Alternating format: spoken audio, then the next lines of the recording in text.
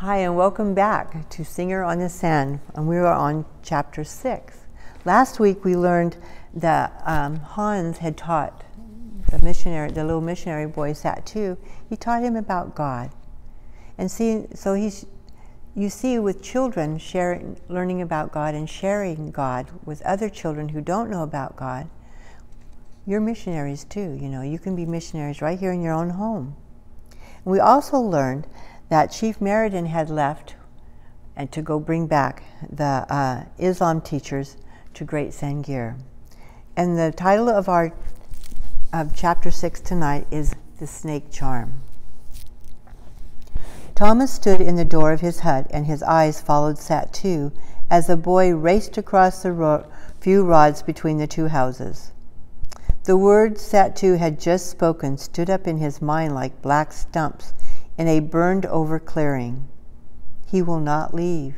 He will not leave. Thomas shook his head. The thing that shocked him was Satu's fierce determination. He wondered whether all the village people who had listened to the big teacher's magic were so strong for this new teaching. For the first time, he wondered whether it had been a wise thing to send for the new teachers of Islam. Up to this moment, failure had not entered his mind. Now he was not sure. If the big teacher chose to stay, and if a number of the village people wanted him to stay, and if they were all as stubborn as the chief's son, then there would surely be trouble. Well, it was too late now. The messengers with Chief Meriden had already gone south to invite the Islam teachers. Thomas felt certain they would come. He took the monkey out and held it in his hands. He could see that the little animal felt better. He took a braided thong from the wall and fastened a wide bark belt around the monkey's middle, then tethered him just outside the door. Thomas made a fire in the clean clay stove, and as he worked, he kept seeing a pair of little white hands brushing and cleaning the ashes from among the stones. He tried to shut thoughts of the little girl from his mind because he needed to make plans. Now that he had put the heavy curses on his charms, he must think of some plan to get them in the big teacher's way, so he would touch one of them. Also, while the chief was away, he must prepare the people to receive the Islam teachers. He must find some way to prevent the villagers from flocking to the house on the sand, and he must do something to win Satu away from his fanatical devotion to the teacher's family and the new magic they had brought. With his mind still wandering, Thomas prepared the cassava for his evening meal. He took it to the spring, and as he washed the roots, he thought of the little girl with yellow braids and a pink dress who had scoured the kettle that morning. He tried to push thoughts of the child from his mind, but the first thing he saw when he climbed the ladder to his hut was the coconut shell in the window with the freshened sprigs of flowering twigs. Thomas shook with sudden anger. Was this some kind of witchcraft? He set the kettle over the stones, rushed to the window, and flung both shell and blossoms out toward the jungle. Then he kindled his fire. While he waited for the kettle to boil, he unwrapped his charms. He handled them with care, for the curses he had laid on the principal charms were so powerful that he feared them himself. He laid the goat's skull, the shark's tooth, and the dried snake by themselves on a piece of bark cloth and put the others away. Before he sat down to eat, he looked out at the fire mountain. The ground had quivered several times during the day.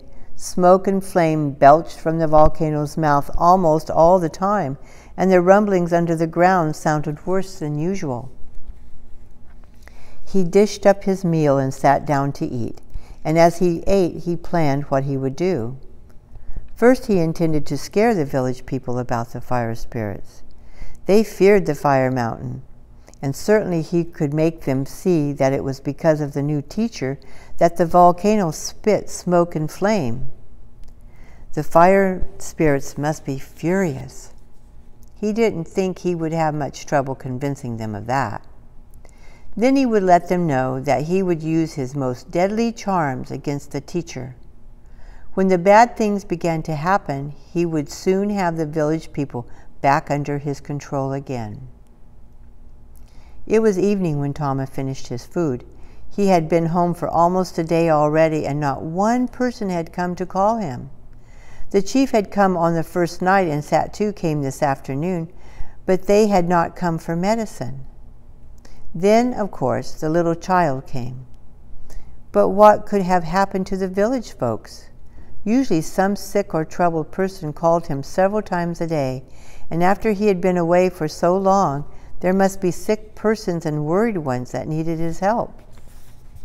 Tama remembered that the last time he came from a journey to the other side of the island, there had been people waiting outside his hut from the moment they knew he was home. The witch doctor looked out his door again. He saw village men and women walking down toward the teacher's house.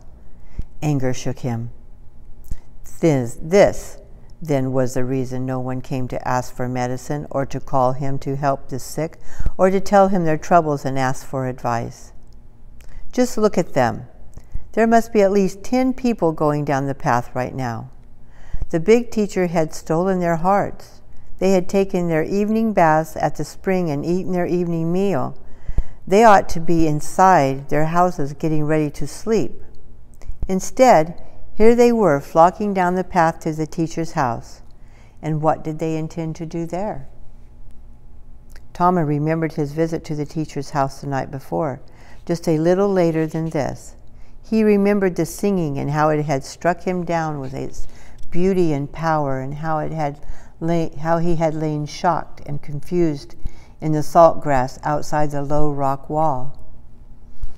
The village people must be going over to hear that singing. He supposed they went every night to listen to it. There was probably no way to stop them tonight. It might be a good thing to follow them and see what would happen in the big teacher's house. As he swung down the ladder and along the path to the witchmen saw more people come out of their houses. They hurried toward the teacher's house as though they were afraid they might miss something. He overtook one of the young men from the village with the baby in his arms. "Where do you go?" Tama asked. "Oh, don't you know? We go every night to hear the singing and the magic from the black boxes." Tama didn't say anything. The young man turned and looked at him. "Oh, you don't need to worry about his magic. It is all good. This baby of mine was sick yesterday, and the big teacher came and gave him medicine. He said the magic words to his God, and he sat with us until the child was better. Now, you see, the baby is well again." Now Tama knew for certain why the village people had not come to take his medicine or ask help. Anger rose again in his stomach, but he put it down and questioned the young man about the teacher and his family until they stood before the gate in the teacher's garden. Tama had not meant to go inside the house, but now he could not avoid going in. The villagers swept him along with them, but he was a little curious too. In the front room of the house, clean mats were spread, and the room was already almost filled with eager people. The teacher sat in a corner of the room. Tama stared at him. Even as he sat there on a mat, cross-legged, Tama could see that he was the biggest man who had ever lived on this island. The hair of his head and beard was red and curly, a red-haired giant. That's what he was. The big man laughed and talked to the village people as they came in. He called them by name. He called the children by name. He held a block of magic in his hands. Tama's anger came back. The mats were crowded with people. No one moved over to make room for him. He decided to go home. Then he felt a small hand tug at his. He looked down and into the face of the little girl who had visited his hut that morning. She smiled up at him and whispered something in her own language. She pulled on his hand. Tama allowed her to lead him into another room of the house. He understood that this little one was proud of her new house, and that she knew that he had never been inside before, and she wanted to show it to him. The witch man saw that everything in the house was as neat as the garden outside. The teacher's wife had arranged the 4 rooms of the house so that one was used for cooking and eating, 2 for sleeping, and the largest one for visitors. Tama looked at the high platforms these people used for sleeping. Each one was covered with something that should have been a mat, but wasn't. These covers were made of so many bright colors that they bewildered Tama's eyes. He laid his hand on one of the platforms.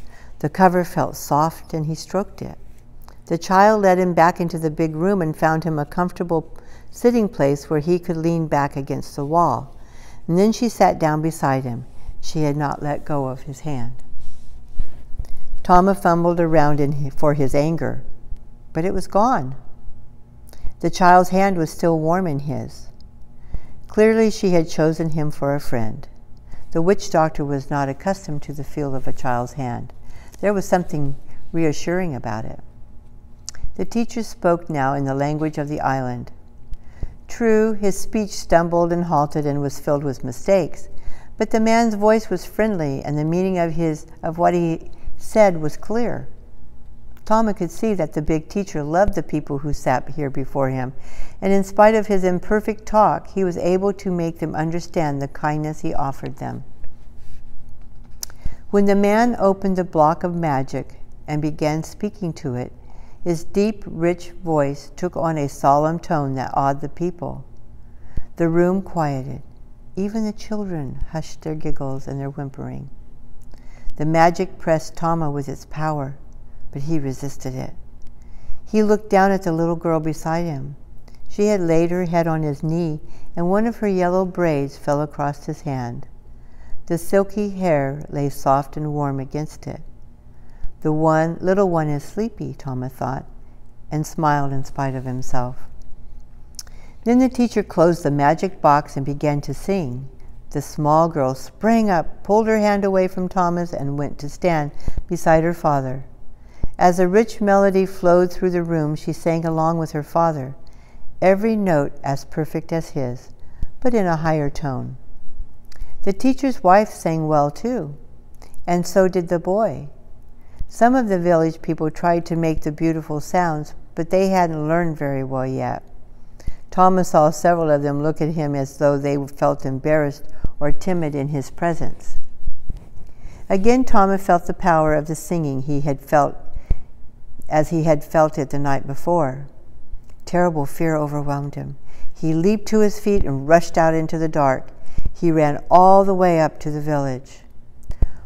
All out of breath, the witchman scrambled up the ladder of his hut. Then he flung himself down in the doorway and gazed out into the night. He could still hear the singing in the teacher's house. It came faintly through the air, and even from this distance it shook him with fear. He glanced at the glowing cone of the fire mountain in the curve of the bay. Even as Thomas sat there recovering his breath, the earth quivered. Yes, the fire spirits were very angry, and they had good reason to be angry. Then the song ended, and Tama relaxed. "Ah, you are here, Tama," a voice out of the darkness. "I see you do not go to drink the new magic and the music." Tama peered into the night and made out the form of old Gola, the chief's oldest advisor and counselor.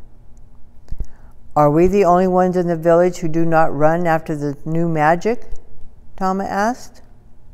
"I think the others are all over there." The old man hobbled up the ladder and into the room. "I think most of them go only out of curiosity. They will run after any new thing. You know that." "It is not good, Gola. It is dangerous. Look at that fire mountain. Do you think the spirits are happy about this new teaching that has come to Great Sangir?" "No, of course not, but we must be patient. The chief will certainly bring the Islam teachers. They will also be new. They will have magic too, and they will have wonderful things to do and say. They will make their kind of witchcraft, and the people will run after that too." "Do you think so?" Tama pulled a mat up to the door, and they both sat down close together. You see, Gola, some of these people have already been taken in the heart. That is bad. Yes, it is too bad about the chief's son. How can he ever be chief if he follows this strange magic? What will his father do? He has no other son. Chief Meriden should have called you back sooner. Satu made his heart strong for the new teaching, Tama said. We must think of some way to break the power of the magic for him. Ordinary advice will not move him. Perhaps it's not yet too late, Gola's voice sounded courageous. You have powerful charms, you know. Yes, Tama's voice vibrated with excitement. I have already laid the curse. Tomorrow I will call the spirits again and plant the devil magic. Good, good, Gola chuckled and stood up to leave. Long after the old man had gone, Tama lay on his sleeping mat and thoughts tumbled through his mind. Of course he had the charms. Either the teacher's family would stricken, perhaps die, or there might even be a bad accident. Some terrible thing was sure to happen. His charms had always worked on the island people. There could be no reason why they wouldn't work on these foreign teachers. Then other thoughts pushed into his mind. The picture of the little girl with the yellow braids came up. He saw her stricken with fever, shaken with chills, thin with the starving sickness. All these was able to bring on the teacher's family. These thoughts made him squirm and twist on his mat, and a dreadful fear struck him. Had the teacher's magic already taken hold of him? Tama did not sleep that night. When he heard the monkey cry, he got up, turned the little creature loose, and watched while it swung up into the trees in the edge of the jungle. Morning climbed the sky over the fire mountain, and he was ashamed and angry. With a vicious swing, he picked up the black kettle and went down to the spring to prepare his breakfast. The spring was behind the house and a short distance into the jungle, but the path was a well-beaten trail, for most of the village men used that spring for bathing. Tama lingered a long time at the spring. He bathed, he shook himself, he drew in deep breaths of the cool, moist air. At last he felt better. He knew he could face what he must do this day. He filled the black kettle with enough water to cook the taro he had washed and went back to his hut. The door stood open as he had left it. His 3 most powerful charms still lay on the floor where he had put them yesterday, but now a little girl with yellow braids and a pink dress sat beside them. A scream of horror choked in Tama's throat as she picked up the dried snake and stroked it gently while she crooned soft words as though she pitied the poor dead creature. Tama dropped the kettle of water, and with a great splash it clattered on the ladder and thumped to the ground. That ends our chapter 6 on the singer on the sand.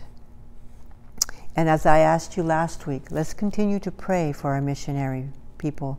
They face great danger, some of them do, and they need our prayers because they're out teaching people about who God is and how He loves them and cares for them. And we can do the same thing right here with our neighbors, our family, and our friends. So when you say your prayers tonight, don't forget the missionaries. Thank you for listening, and be back next week with chapter 7 and learn about Tama's great victory. Thank you. Good night.